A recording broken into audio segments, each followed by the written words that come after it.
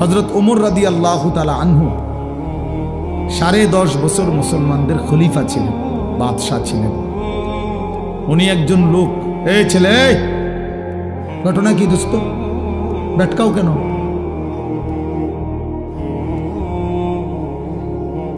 ফাইজলামি করলে চলে যাও, আরো দুজন মানুষের জায়গা দাও।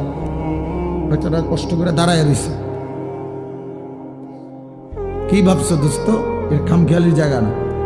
চেনো না আমারে? কোনো সময় দেখছো না? দুষ্টামি করো না, রসিকতা আমি পছন্দ করি না বাপ। তোমারে আমি তো এখতিয়ার দিছি যে তুমি চলে যাও, কোনো অসুবিধা কি আমার? আমি বাস্তবিক অর্থ শ্রোতা গুণী না, এটা সবাই জানে। আজকে 22 বছর 21 বছরের জীবনে আমি কম হোক বেশি হোক আমার এতে কোনো আপত্তি নেই, আসলেই না। আমি এটা কোনো বিষয় মনে করি না। জনপ্রিয় অজনপ্রিয় এটি কোনো কথা না,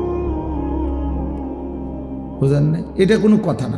একারে 10 কোটি মানুষ আমার চিনছে, তো কি আমার কবর রাজার মা, বুঝেন না? তো আর কি, আরে চিনলেই কি আর না চিনলেই কি?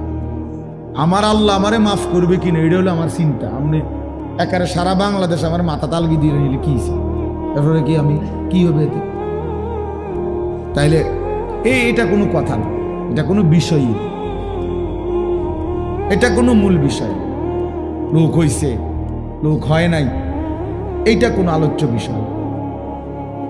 আল্লাহর কথা বলতে পারা এটাই সৌভাগ্য, শুনতে পারা এটাই সৌভাগ্য, আয়োজন করতে পারা এটাই সৌভাগ্য।